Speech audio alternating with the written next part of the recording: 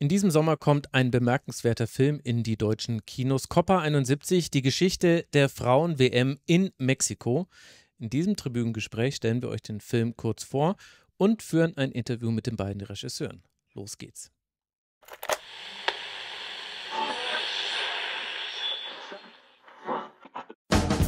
Hochverehrtes Publikum, der Rasenfunk.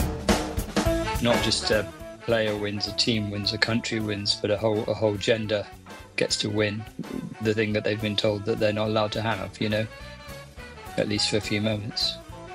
If we look back, there were women playing in the 50s and in the 40s and in the 30s and in the 20s. These all could have been, if they were given their proper place in history, role models for the coming generation, and that's something we wanted to show there. Das Tribünengespräch. Hallo und herzlich willkommen hier im Rasenfunk. Mein Name ist Max Jakob Ost und heute möchte ich euch Copa 71 vorstellen. Vielleicht erinnert ihr euch noch an unser Tribünengespräch zu Fußballfilmen. Ist jetzt schon 6 Jahre her, haben wir im Jahr 2019 aufgenommen. Mit Ina Barkmann und Birger Schmidt habe ich damals gesprochen über Fußballfilme und schon damals haben wir unter anderem festgestellt, dass Frauen kaum eine Rolle spielen in Fußballfilmen oder noch viel zu wenig. Zum Glück hat sich da jetzt ein bisschen was schon getan in den letzten Jahren und in dieser Reihe steht auch die heutige Sendung. Die Sendung von damals ist aber nicht weniger hörenswert geworden in den letzten 6 Jahren. Ich verlinke sie euch nochmal in den Shownotes. Der Film, über den wir jetzt sprechen, der ist schon aus dem Jahr 2023, er kommt aber jetzt im Juni 2025 in deutsche Kinos und deshalb hat mich auch der Filmverleih kontaktiert und mir angeboten, den Film vorab zu sehen. Das habe ich sehr, sehr gerne gemacht und weil mir die Doku wirklich ganz ausgezeichnet gefallen hat, gibt es dazu nun auch eine kleine Sendung.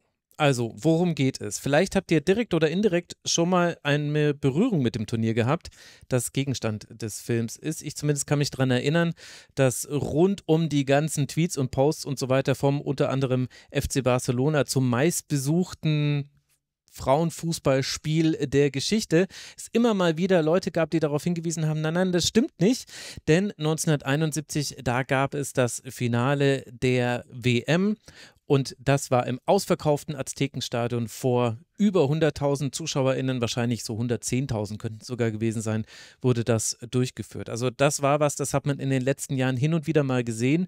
Vorher allerdings, da war dieses Turnier für ganz, ganz viele vergessen. Und auch die Spielerinnen, die damals daran beteiligt waren, die dachten eigentlich, dieses Turnier wäre vergessen gewesen. Dieses Turnier gilt als inoffizielle WM. Naja, warum inoffiziell? Wir wissen ja, weil FIFA und Landesverbände in ihrer unvergleichlichen, fragilen Männlichkeit den Frauenfußball damals noch verboten hatten. Es gab ihn natürlich trotzdem, aber eben nicht innerhalb der Verbandsstrukturen und unter erheblichen Repressionen. Vereine durften ihre Fußballplätze nicht zur Verfügung stellen, Schiedsrichter durften keine Spiele pfeifen und so weiter und so fort. Das alles hat ja auch mehrmals stattgefunden, also im Grunde immer dann, wenn der Fußball der Frauen Erfolg hatte. So wie zum Beispiel in den 1920er Jahren, da gab es in Liverpool ein ganz bekanntes Spiel, wo mindestens 50.000 ZuschauerInnen zu Gast waren und sich ein Spiel angesehen haben von eben Frauenteams, die gegeneinander angetreten sind. Angeblich sollen sogar bis zu 15.000 noch vor den Stadiontoren wieder kehrt gemacht haben, weil sie zurückgeschickt wurden, weil kein Platz mehr war. Das führte damals übrigens in den 1920er Jahren, 1921, zum Verbandsverbot in England. Der DFB war da nicht minder rückständig, wer hätte es gedacht, auch wenn es dort bis zum offiziellen Verbandsverbot bis zum Jahr 1955 dauerte. Aber wir alle wissen, Fußball gespielt wurde von Frauen trotz aller Steine im Weg dennoch. Und deswegen spreche ich jetzt auch immer von der WM in Mexiko, weil mir ist es egal, ob das inoffiziell ist. Natürlich ist die Qualifikation nicht vergleichbar mit anderen Turnieren und so weiter und so fort. Aber ich sehe jetzt eigentlich nicht ein, warum man sich da an die FIFA dranhängen müsste in diesem Fall. Um diese Zeit nach dem Krieg, da geht es jetzt auch bei dieser Dokumentation nicht mit einem Fokus auf Deutschland, erkläre ich gleich noch, aber mit etwas Glück, drückt mir die Daumen, wird dazu auch noch ein Tribünengespräch an dieser Stelle erscheinen. Hoffentlich in Kürze schon, aber da kann ich euch noch nichts Genaueres zu sagen, denn ich weiß es zum Zeitpunkt der Aufnahme noch nicht. Für den Moment werfen wir jetzt aber in dieser Sendung kurz den Blick zurück nach Mexiko im Jahr 1970. Nach der sehr erfolgreichen Männer-WM eben in genau jenem Jahr wollte man mit den vorhandenen Stadien und der Fußballbegeisterung vor Ort zusätzliches Geld verdienen, weshalb eine Gruppe von Männern beschloss, die zweite Weltmeisterschaft der Frauen auszurichten. Die erste fand nämlich schon im Jahr 1970, also in diesem Jahr in Italien statt. Und natürlich ist es wichtig für die FIFA, dass die immer drauf rumreiten, dass es inoffiziell ist. Aber wie wir das hier handhaben, das habe ich euch ja gerade schon gesagt. Ich spreche jetzt einfach immer von der Weltmeisterschaft, egal ob das nach heutigen Maßstäben genauso durchgeführt worden wäre, dieses Turnier, weil ich finde, dass im Wort inoffiziell eine Art Abwertung drinsteckt und die möchte ich eigentlich an der Stelle ungern machen. Also nach der WM 1970 in Italien, die vom Unternehmen Martini und Rossi gesponsert wurde, ja, das ist die Alkoholmarke, wurde ein ähnliches Turnier für das Jahr darauf geplant. Neu waren aber vor allem die Dimensionen. Gespielt wurde in Guadalajara in einem Stadion mit einer Kapazität von über 70.000 Plätzen und im Atzekenstadion mit einer Kapazität von über 100.000 Plätzen. 6 Teams haben sich für die WM 71 qualifiziert und wollten auch teilnehmen. Das Team von Westdeutschland zum Beispiel hatte darauf verzichtet, nachdem er 1970 in Italien noch teilgenommen hatte. Das heißt, wir sprechen hier über ein Turnier ohne deutsche Beteiligung. Am Ende reisten dann neben Mexiko die Nationalteams von Argentinien, England, Dänemark, Italien und Frankreich nach Mexiko und die Mexikanerinnen waren natürlich Gastgeberinnen. Deswegen habe ich das jetzt so etwas komisch formuliert. Und um euch einen kleinen Eindruck sowohl von der Dokumentation zu geben, als auch von den Spielerinnen, spiele ich hier mal 2 kurze Passagen aus dem Film ein, in dem die englische Nationalspielerin Carol Wilson erzählt, auf welchem Weg sie in den 1950er Jahren dem Fußball verbunden bleiben konnte. Der O-Ton ist auf Englisch. Ich werde euch danach aber noch mal kurz zusammenfassen, was sie gesagt hat. You were expected to get married, settle down, have kids and cook. That's about it. I didn't want to do that, so I joined the Air Force. I thought, I bet if I join the Air Force, they'll be able to play football there. At lunchtime, I used to play five-a-side with the lads. This one day, I saw a load of girls starting to play in the next five-a-side. I was looking and looking. I thought, they're playing football. And I was gobsmacked because I'd not seen this before. On a field, girls playing. Here it is. There they are. Where have you been all my life? Yeah. Yeah, it was definitely a case of that. Ja, wo wart ihr mein ganzes Leben? Das war das, was sie am Schluss gesagt hat. Also ich fasse es nochmal ganz kurz zusammen. Sie sagt eingangs, naja, damals wurde von dir als Frau erwartet, dass du kochst und dich um den Haushalt kümmerst und sie wollte aber dem Fußball verbunden bleiben und dachte, der beste Weg dafür wäre zur Royal Air Force zu gehen, zur Luftwaffe also, weil man da eben weiter Fußball spielen konnte und als sie da mal in so einem 5-gegen-5 Spiel gespielt hat, war auf dem Nebenplatz ein reines Frauenteam und ihr ist es wie Schuppen von den Augen gefallen, dass es so etwas überhaupt gibt. Ich glaube, so in aller Kürze kann man diesen Ton so zusammenfassen. Und ich spiele euch dieses Zitat auch deshalb ein, weil das die Erfahrung aller Spielerinnen im Film ist. Jede von ihnen liebte den Fußball so sehr, dass sie ihn aller Widerstände zum Trotz selbst gespielt hat, um dann irgendwann festzustellen, dass sie damit nicht alleine ist.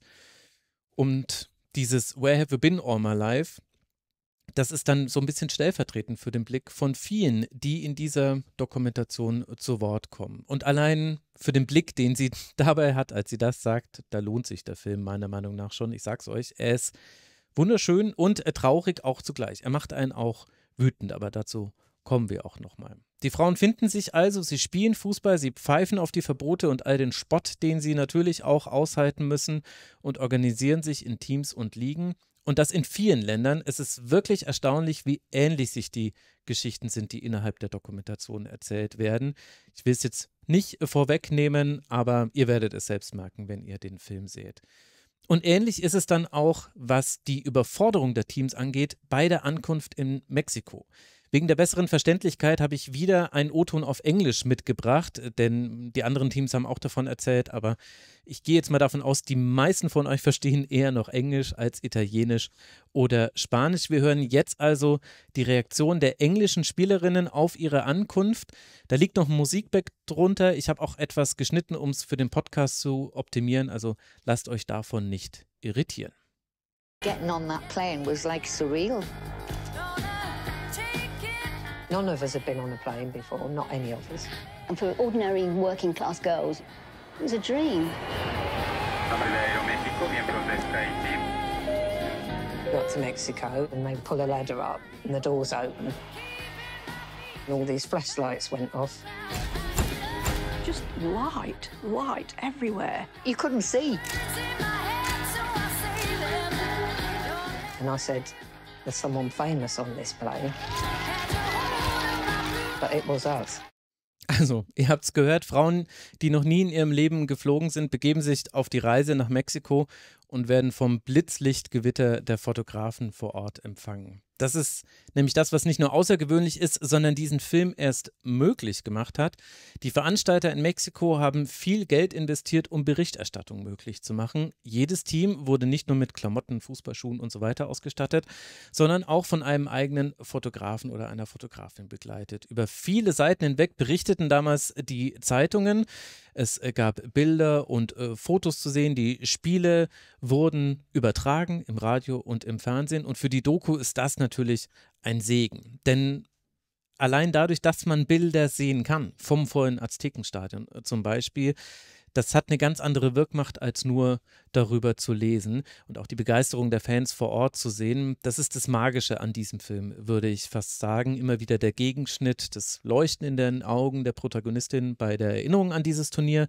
Und dann im Gegenschnitt dazu sieht man dann eben das Leuchten in den Augen von manchem Zuschauer und mancher Zuschauerin vor Ort. Und natürlich ist es noch auch eine interessante Lehre. Wer hätte das gedacht, dass der Fußball der Frauen Erfolg haben könnte, wenn man in ihn investiert? Mensch, liegt da vielleicht eine versteckte Botschaft für die Gegenwart drin? Ich weiß es nicht.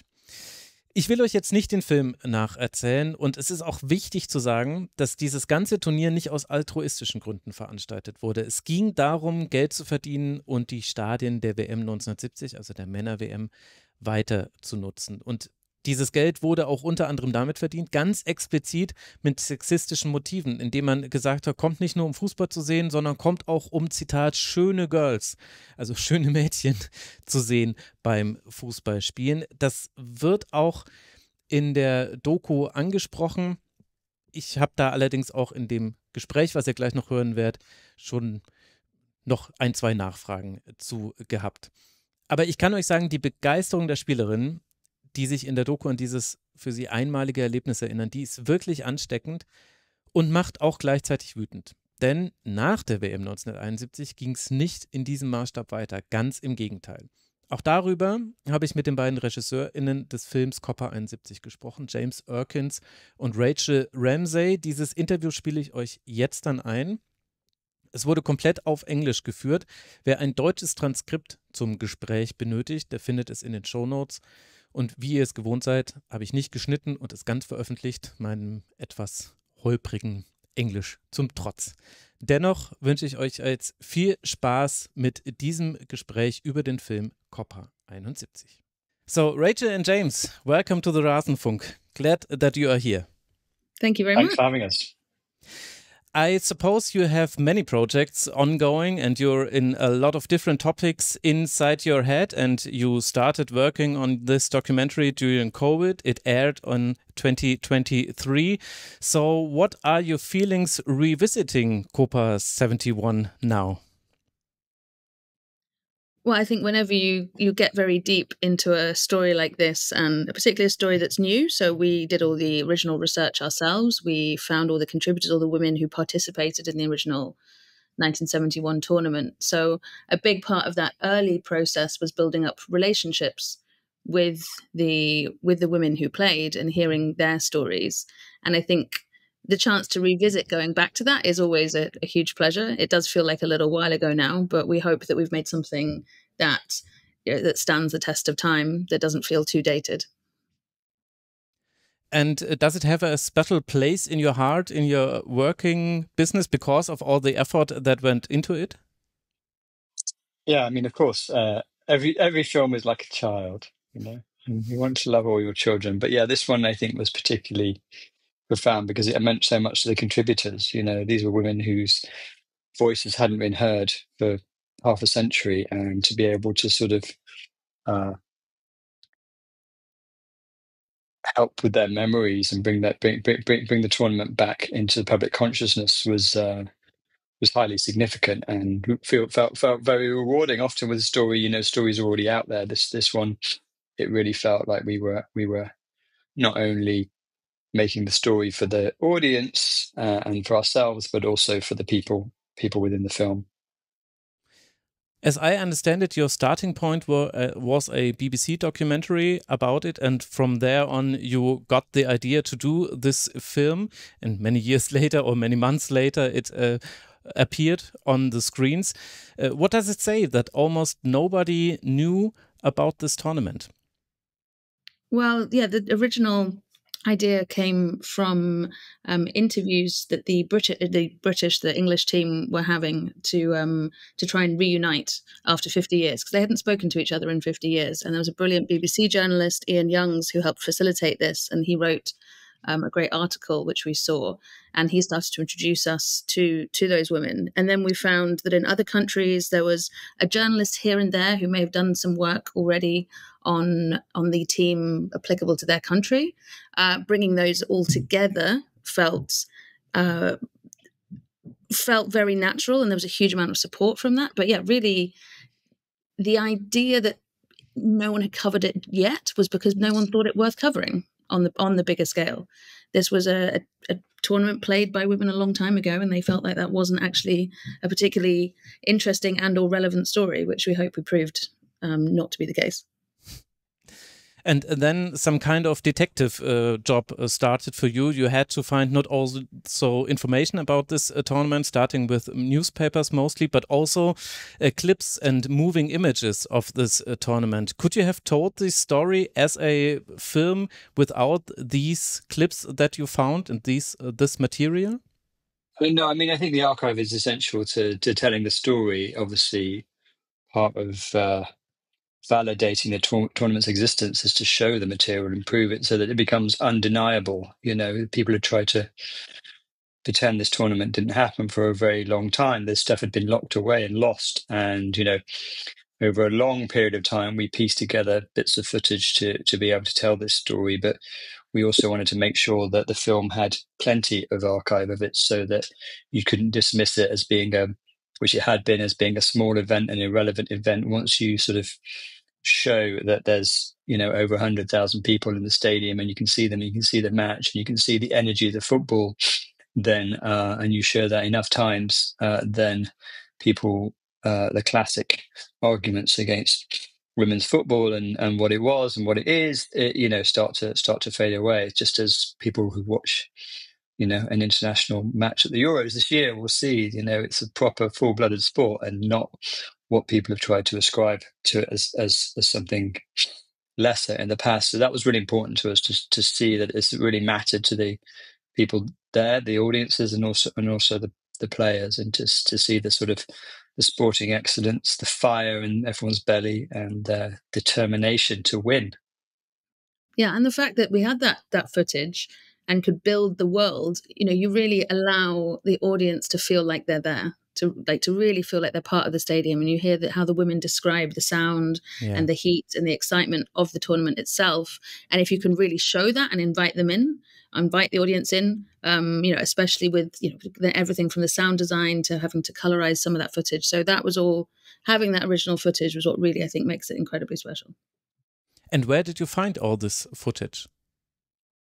It was pieced together from all over the world. We found it from private sources. We found it little bits of tape here and there. Some of the women themselves had tapes of some of the matches. It was a big detective job that really only came together in the last couple of weeks of the edit, when we were able to find about 18 minutes of footage that was held by a private individual in Mexico whose grandfather had been there filming the filming the event at the time on Super 8. Wow, Super 8. Talk about coloring and recoloring this film. But this is the more technical aspect. What was the most surprising thing you found storytelling-wise, seeing all this footage and then later talking to the players? I think one of the most surprising things was how much connection these women still had, even not speaking for 50 years, how that formative experience when they were so young has really shaped how they still see the world, how they connect with each other. There's a real sense of sisterhood across all of it. Their backgrounds were all quite similar, whether they were from rural Mexico or from Buenos Aires or from industrial England.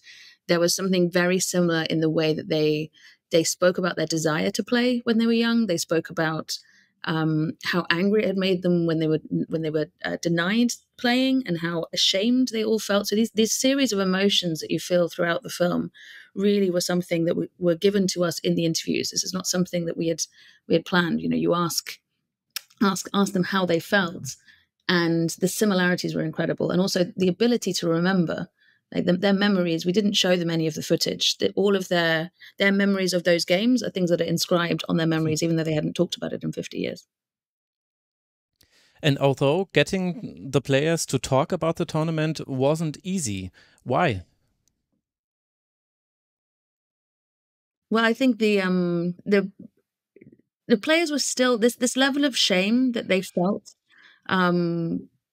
was something that I think had almost sort of increased, had sort of become more intense over the years. So when we first approached them, they didn't really believe that we wanted to take them seriously. They didn't really believe that someone was finally interested in their story after 50 years. And they were quite careful. And you'll speak to, if you hear interviews with any of the players that we've done, they will say, the first time that we called them up, they thought, well, who is this people? Like, why are they calling from England? What does this mean? What does this mean for us? And, we talk about the fact that the age they're at, the first initial conversations were during COVID, so it was impossible to go and visit in person. So a lot of stuff was done over the phone, getting the women lined up with Zoom with the help of their family members, and starting to, starting very slowly to build those relationships and encourage them that they could trust us, and that this was a story that not only did we want to hear, but we were going to really throw a lot of resources and a lot of care at. And you said that for some players the tournament was a trauma. Can you expand on that? Well, I think that the tournament itself wasn't a trauma. The tournament itself was a wonderful odyssey into what the world could be like. I think the trauma was when people came home and they were told, well, they were humiliated in the press, certainly in England. When they were told that they couldn't play football anymore, then when they were told their memories didn't exist. I think gaslighting is at the heart of it. So yeah, that's where the trauma comes from. The trauma doesn't come from having a brilliant time and being given what you've already wanted. The trauma comes from not only having that taken away from you, but being told that it didn't exist in the first place and that you were delusional. So that's where the trauma comes. And that could be also the reason why some of them even did not talk to their family about their experiences. That was one thing that surprised me or shocked me, to be honest, when I read about you talking about your documentary. Some grandchildren didn't even know that their grandmom was playing this tournament. Yeah, because as James used the word gaslighting, it's very applicable here. It was a very, it's a very deep thing to say, this has been the best day of our lives. This is what we've achieved. This is how we can see ourselves on the world stage. Women's football that we've always believed in is here to stay. And then for the establishment to turn around and say, oh, no, that's not the case anymore, is a very fundamental thing to do to a person, to, sort of to take away that hope and then laugh at them for having that hope in the first place and say, well, of course we were never going to let women play football. Of course it's not commercial. And so, well, yes, it was. I was there. And they've kept the, one of the ways we did the early research before we could find any of the footage was the women had kept very detailed scrapbooks of all of the newspaper coverage from the time that they were in Mexico and from their home countries. And to be honest, if we hadn't seen a lot of that, we would have found it hard potentially to really understand the scale of it ourselves. So there was, I can very much, I think it is an emotion that a lot of us can understand in our own lives. To say, if you have a dream and you achieve it and then it's taken away, that's going to feel very, very damaging. And you said after the first screening that through your documentary, the individual experience of the players shifted to a collective experience. Do you know what that meant for them? I suppose you were still in touch with them after the first screenings? Yeah, I mean, I think, obviously their memories were conditioned by where they were stood and what they were experiencing. They hadn't got to see the tournament and the round, the scale of it. They'd just been focused on the football and the pitch. And so to be able to see that the other teams went through similar things and had similar backgrounds and, had a similar experience, they understood the scale of it perhaps in a completely different way. And the way that we try to make the film, classically when you're making a sports film, you're rooting for one team, one country, and we very much tried to make the film, and I hope that we succeeded in making the film so that you're rooting for all of them to succeed, and that the journey is one collectively where, not just a player wins, a team wins, a country wins, but a whole gender gets to win the thing that they've been told that they're not allowed to have, at least for a few moments. And although some parts of this tournament are like a dream, there are also some things you can clearly criticize. I think one of the most blatant aspects is the sexism in which or through which the men who earned money with this tournament marketed it. Why didn't you ask the players what they are thinking about this looking back and what they maybe thought about it during the tournament? Well, I think the film is set in 1971. It's very much in the world. We were building the world that existed for these women at the time. This is what they had to face. We were, again, the idea of looking back at it, we're very much keener to show what it actually was like to be there for them.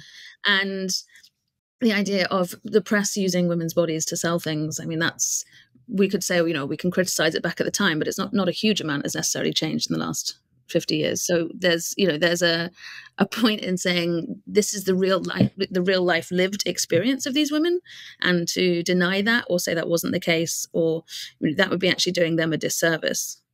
And what should also be pointed out is that, of course, yes, and we didn't want to shy away from showing that was the world that they were living in, what they were facing, and what added to the fact that later on the whole tournament is disappeared. But the other thing to say is that the coverage, which we also show, the coverage of the tournament at the time in the local news, or in the newspapers in Mexico City, is sort of quadruple page color prints of the tournament and treating the women like athletes, which again, I mean, the percentage wise of of what was being put out at the time is probably bigger than is being put out in the back of newspapers right now about the women's game. So there was, both sides of it, and we were keen to show those nuances and let people sort of make up their own decision about what it would feel like to be there at the time. Mm-hmm. And another critical point is money. At one point, the Mexicans tried not to play and to be compensated, but I didn't really get if they did get something after their boycott, and I don't want to take away anything from the documentary, so the listeners outside here should see it themselves. But why wasn't this a bigger part? Because from what I took away, it was a great experience for all these women, and it was also financially a good experience because they were paid for the trip and everything was compensated. But there must have been some money earned, and it didn't get to their pocket, or am I wrong? Well, I mean, I think, that's obviously, we addressed that in the film and how some of the women felt about it. But this is a different period. This is early 1970s. Just like in the Olympics, the Olympics is an amateur ideal, and of course, there's lots of professional athletes that compete now, especially in tennis and basketball.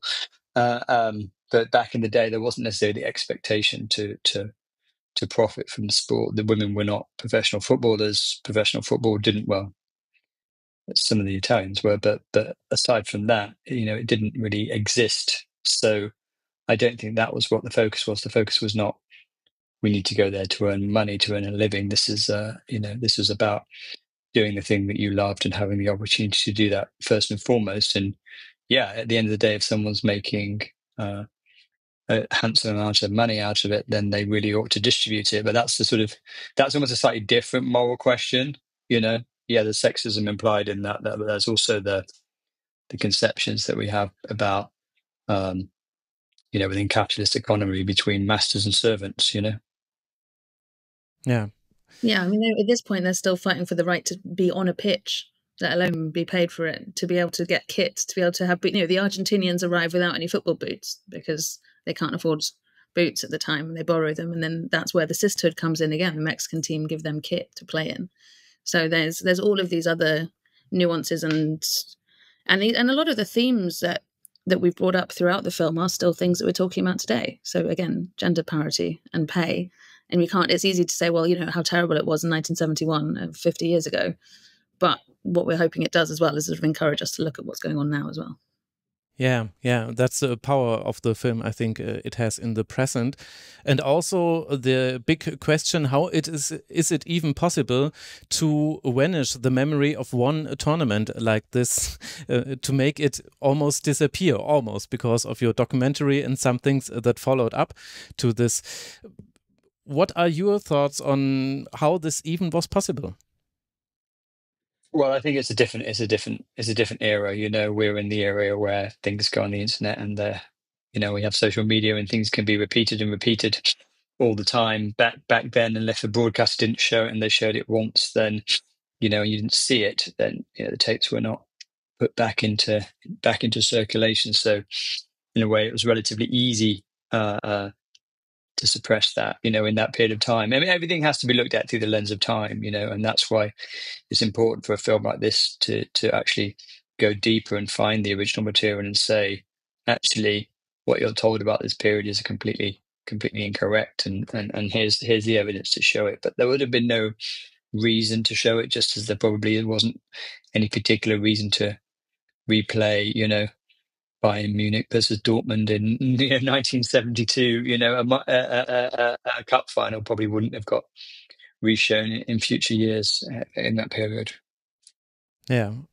And also what you mentioned earlier, so you made it possible that you are rooting for all the teams, and it's almost disappointing when some of them lose and they go out of the tournament. So you made your point, you achieved it, and you also used the word sisterhood sometimes now during our conversation. I could guess that this was also one of the obstacles for them. During this tournament, they were individual teams, but they experienced some sisterhood, and they acknowledged that there are other women in their shoes in the metaphorical way. But back at their country, they were on their own, in their own city, in their own not existing league or self-made league. So I would think this is the big difference to now, that we don't have social media and we don't have any other aspects of connection. Yeah, I think it was easy for the women to lose the connection, especially when, the infrastructure that was being built at a grassroots level throughout the 20th century for women to play. If that infrastructure was not supported, then the women do not have a way of keeping in contact with each other. And especially in the case of, it happened particularly in Denmark, particularly in England, was that the fragile ecosystem that existed at that point was then really ripped away when they got back. And I think if, the football associations had genuinely leaned in at that point, I mean, that was the year that the ban on women playing on FA affiliated pitches in England was lifted.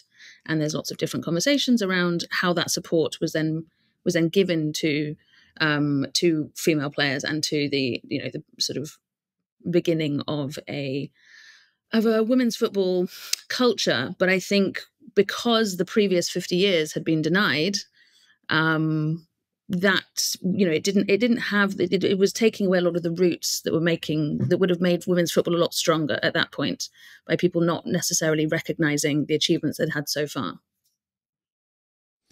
as you are talking about the FA, did any of the associations, FA or even the FIFA, react to your film? Well, they were all aware that that's what we were making at the time. I mean, we had to, in order to find the footage, we were contacting everybody and anybody and finding out who really owned the tournament at the time, because it was sponsored at the time by Martini Rossi, which has gone through to different hands now and has its own historical department who were very helpful, but they then couldn't help us find the actual footage.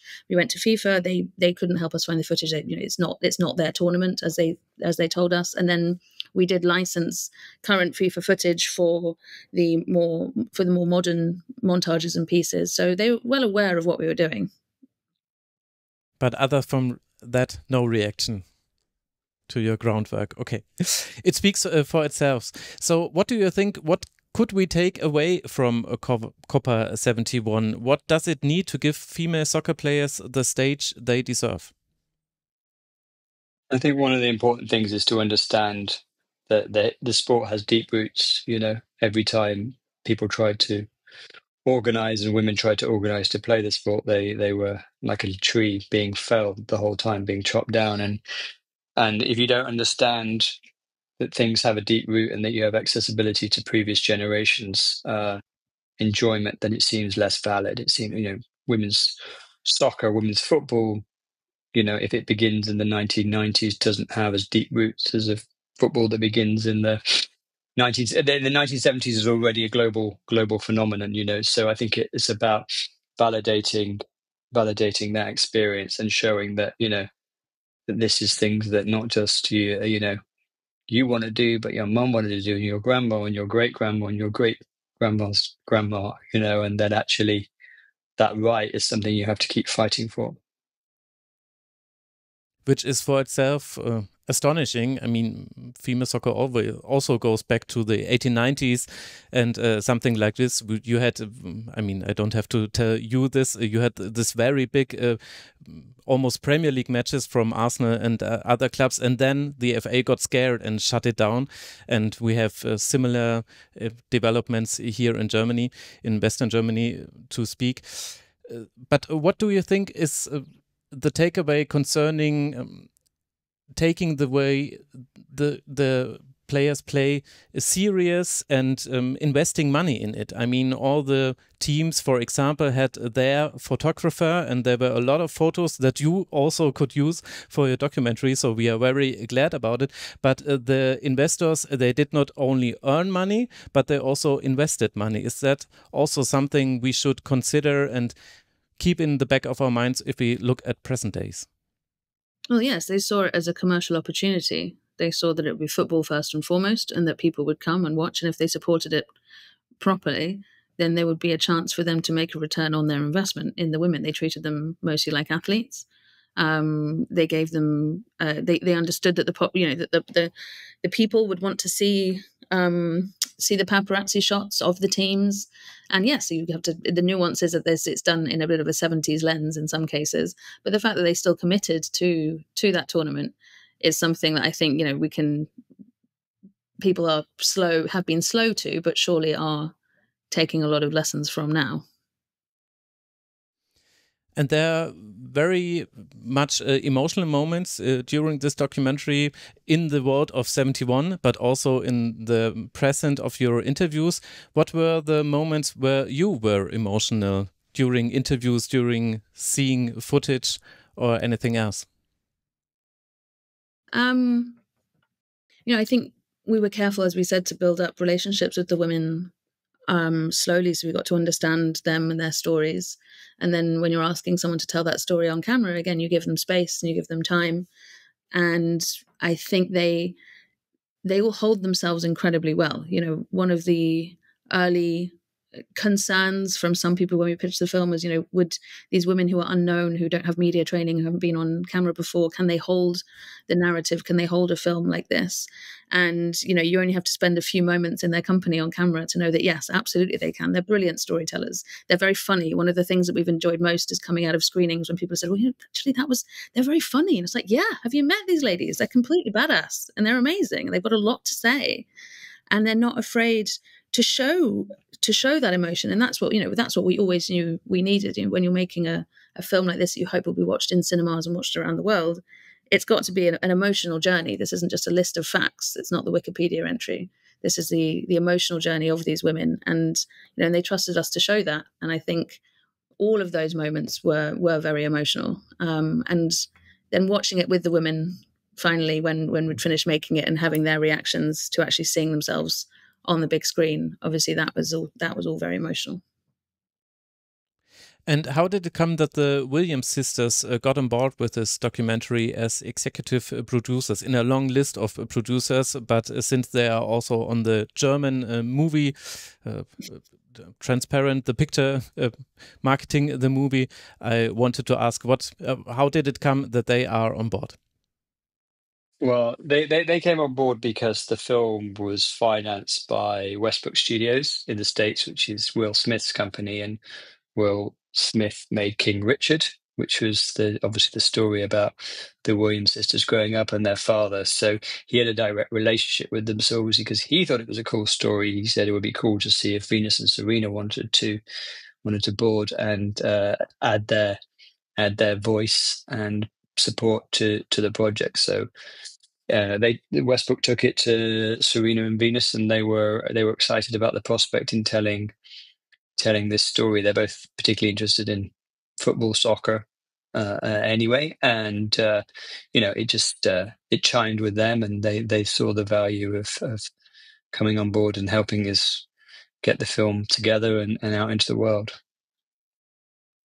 And you also tied the connections to the US soccer. So we have not only Alex Morgan talking about it, and it's kind of the circle that this documentary is telling in its storytelling arc. So we start with Brandi Chastain and we come to an end with the US. And that's because of, you think, the special place US soccer and female-wise has in history? Yeah, I think in order to contextualize women's soccer, particularly for those who don't know much about the sport, it's important to understand the role that the US played from the early 90s until present day. And in terms of looking, we wanted to find recognizable, huge figures who are, hugely historically important in women's soccer, and from that period, from the 90s. And, those women at the time, really, that the US had that space. So, if you watch the film, you see why we've chosen to do that. Try not to give away too many spoilers, but no. Yes, it always felt important to, they're not part of the story of the tournament, and they don't pop up throughout that bit. But in order to contextualize give the tournament real weight as well, and say, that we can actually set it amongst a more recognizable part of women's soccer history, which involves the teams in the US from the 90s and onwards. So one little detail, I want to give it away because it is right at the beginning of the movie. So you show Brandi Chastain some footage of the 71 tournament, and she doesn't know that it existed. Is this real? Did she really didn't know it until she saw the footage? No, she had no idea. This is the point. This is why we chose to go to the US as well. It was to show that of all, she felt very strongly. And as she says, she's sort of delighted that she can see the footage at the same time as being completely furious that she didn't know it existed before, and how different, she was a trailblazer in her own right and believed she was the first. And that she believed she was the first, not in the case, I want to be the first, but saying, she had to be, and she didn't have role models. And she's saying, these women could have been my role model in the same way that I hope I've been. And that's some of that loss of history. And, if we look back, there were women playing in the 50s and in the 40s and in the 30s and in the 20s. These all could have been, if they were given their proper place in history, role models for the coming generation. And that's something we wanted to show there. Yeah. And to end on a positive note, you said that when you discovered this tournament and started working on your film, there was no Wikipedia entry for this tournament. But during the time you were working on it, the internet did its thing, and there is one now without your help. So you didn't do it. At least you say you didn't do it. Does this tell us anything? I mean, I think the thing it tells you is probably the Wikipedia entry was largely built from people who watched the film and read the few other books that the consultants had written about it. I mean, it's there for what it tells us. It's there permanently now. Nobody ever is going to be able to say that Copa 71 didn't happen again. Whether they watch the film or not, they can find out within a second. AI will tell them. ChatGPT will tell them that women's soccer began many more years before than they thought it did, and therefore everybody will believe it because the internet says so.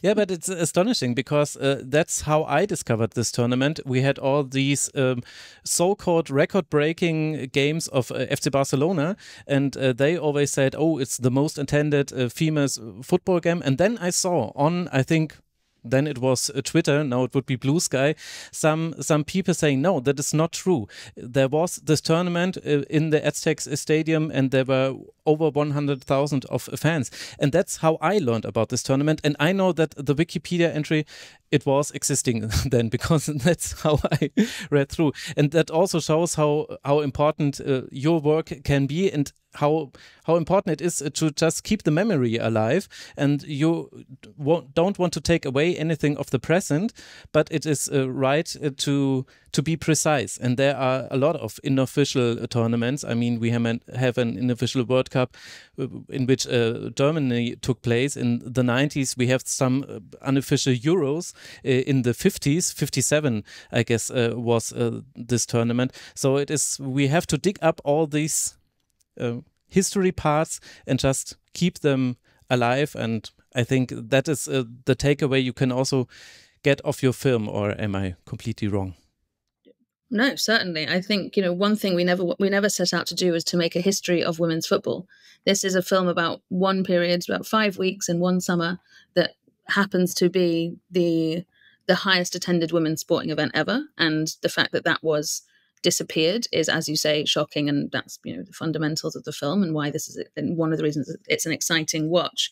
But, we have since the film was made, I think last year, Guinness World Records officially recognized that final at the Azteca as the highest attended women's sporting event, with over, I think, at least proving 112,000, but estimating 120. And, given the size of stadiums now, that's likely to stay as a record.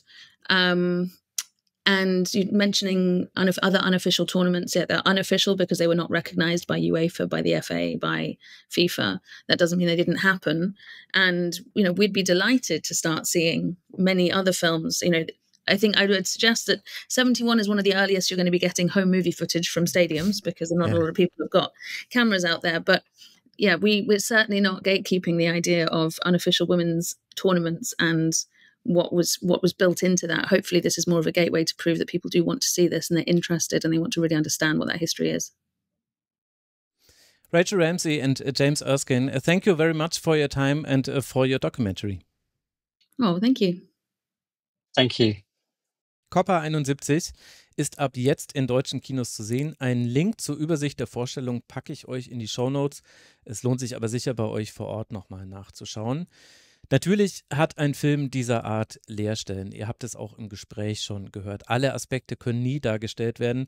Und ich weiß auch nicht, ob er mir persönlich nicht zu versöhnlich endet, wenn zum Beispiel Alex Morgan, die neben den Williams-Schwestern eine weitere Executive Producerin ist, für die Gegenwart des Fußballs dann doch ein sehr rosiges Bild zeichnet. Mir kommt dabei der Skandal, was nach diesem Turnier passiert ist, deutlich zu kurz. Nicht nur gegenüber den Spielerinnen, die dort teilgenommen haben, sondern generell mit der Erinnerung an dieses komplette Turnier, an diesen kompletten Wettbewerb. Denn im Grunde war es ein Ausradieren dieses Turniers. Systematisch haben Männer dieses Turnier vergessen und in die Missachtung geschoben. Und auch deshalb will ich es eben eigentlich nicht inoffizielle WM nennen, weil das so ein bisschen auch ein Teil davon ist. Und wer weiß, wie viele andere Turniere noch in ähnlicher Art und Weise aufleben könnten, wenn wir eben genauso tolle Protagonistinnen, die man interviewen könnte, dazu finden würden und wenn es dazu zum Beispiel dann auch das entsprechende Filmmaterial gäbe, um eben einen Film draus zu machen und eben diese Wirkmacht der Bilder zu haben, die ich vorhin auch schon angesprochen habe. Also wer weiß, wie lange das überhaupt dauern würde und ob es überhaupt möglich ist, ein halbwegs vollständiges Bild der Fußballgeschichte zu haben, denn das muss man sich immer klar machen, wir haben bisher nur Fragmente, denn eben einen ganz großen Teil und den vor allem weiblichen Teil, den kennen wir eben dann doch nicht. Alle guten Versuche zum Trotz an der Stelle ganz, ganz herzliche Grüße an Legende verloren. Wenn ihr diesen Podcast noch nicht hört, dann hört da definitiv rein. Obwohl es diese Leerstelle gibt und obwohl es natürlich noch ganz, ganz viele Anschlussthemen an diese Dokumentation gäbe, finde ich es aber trotzdem gut, die Entscheidung, sich auf das Turnier und die Protagonistin zu fokussieren. Die Spiele werden durch ihre Augen wiederbelebt und aus ihrer Perspektive erinnern wir uns alle daran. Und das gefällt mir deshalb, weil das die wichtigste Perspektive ist, nämlich das, was mit den Spielerinnen damals passiert ist. Und ihr habt es ja auch dann vorhin im Interview schon mit Rachel und James gehört, es ist eben nicht nur eine positive Erfahrung für die Spielerinnen. Und umso schöner finde ich es, wenn dann durch diesen Film, nach allem, was man sieht und was man auch lesen konnte, auch im Nachgang, nach den ersten Veröffentlichungen, dieser Film hat auch einige Preise gewonnen, unter anderem auch beim 11mm Fußballfilmfestival in Berlin. Wenn jetzt im Nachhinein dann diese Erinnerung, die für manche Frauen aufgrund dessen, was nach ihrer Ankunft in den jeweiligen Ländern passiert ist, dass sie eben komplett gesperrt wurden, dass sie nicht begrüßt wurden am Flughafen, sondern eben ganz im Gegenteil mit schlimmen Reaktionen umgehen mussten. Also wenn das eben zu einem Trauma bei einigen dieser Spielerinnen geführt hat, so wie es ja Rachel vorhin auch formuliert hat, dann ist zumindest zu hoffen, dass durch die Resonanz, die dieser Film hat und auch durch das Kollektive, was in diesem Film steckt, dass die Spielerinnen sehen, es ging ihnen nicht alleine so, dass das vielleicht diese Negativerinnerung zumindest ein Stück weit positiv besetzen kann. Und das ist dann, glaube ich, dann doch eigentlich nur möglich, wenn man sich dann auf diese Perspektive beschränkt. Wenn es etwas im Kontext zu sagen gibt, dann wird es im Film auch nicht komplett weggelassen. Und das sind dann eben auch andere Stimmen. Da hören wir eine Historikerin und einen Historiker, die sich dazu nochmal äußern. Und insgesamt muss ich sagen, hat mir das aber sehr gut gefallen. Denn dieser Film ist vor allem eines, er ist Freude am Spiel, er ist Unglaube über die Dimension dieses Turniers, obwohl man es eigentlich schon hätte wissen müssen, ist es nochmal was anderes, es zu sehen, zumindest mir ging es so. Es ist Wut über das, was den Frauen vor und nach dieser WM angetan wurde. Und es ist aber auch, ein bisschen pathetisch, ich gebe es zu, aber es ist die Hoffnung, dass so etwas nicht nochmal passieren kann. Dass es nicht nochmal Männern gelingt, Frauen aus dem Fußball zu drängen. Da sind wir hoffentlich jetzt dann doch weiter. Mich würde sehr interessieren, was ihr über diesen Film denkt. Mich würde es natürlich auch interessieren, was ihr zu einer Folge dieser Art, so haben wir das jetzt auch noch nie gemacht, im Rasenfunk denkt. Gebt uns gerne Feedback unter mitmachen.rasenfunk.de und ansonsten wisst ihr ja, wie ihr uns erreicht. Und auch eine Folge wie diese hier ist komplett von euch finanziert, denn ihr wisst ja, der Rasenfunk ist und bleibt Paywall, Werbe- und sponsorenfrei. Wir finanzieren uns ausschließlich über eure freiwillige Unterstützung. In dieser Folge möchte ich mich dabei bedanken bei MartinSCF, bei Flümle, bei Mirsan Moin und bei Dani. Sie alle sind auf rasenfunk.de gegangen und haben auf den Unterstützen-Button geklickt. Und wie ihr uns unterstützen könnt, erfahrt ihr genau dort. Es geht via Direktüberweisung, via PayPal, via Kreditkarte, Apple Pay, Google Pay. Wir haben wirklich alles. In diesem Sinne, herzlichen Dank für eure Aufmerksamkeit. Schreibt mir gerne, wie ihr den Film fandet, wenn ihr ihn gesehen habt. Und ansonsten hören wir uns hoffentlich in diesem Feed bald wieder. Wenn dem so wäre, dann wären wir alle, glaube ich, glücklich. In diesem Sinne, danke für eure Aufmerksamkeit, danke für eure Unterstützung des Rasenfunks. Bleibt uns gewogen, bleibt gesund, empfehlt uns weiter und bis bald. Ciao. Das war der Rasenfunk. Von Ihnen unterstützt. Herzlichen Dank.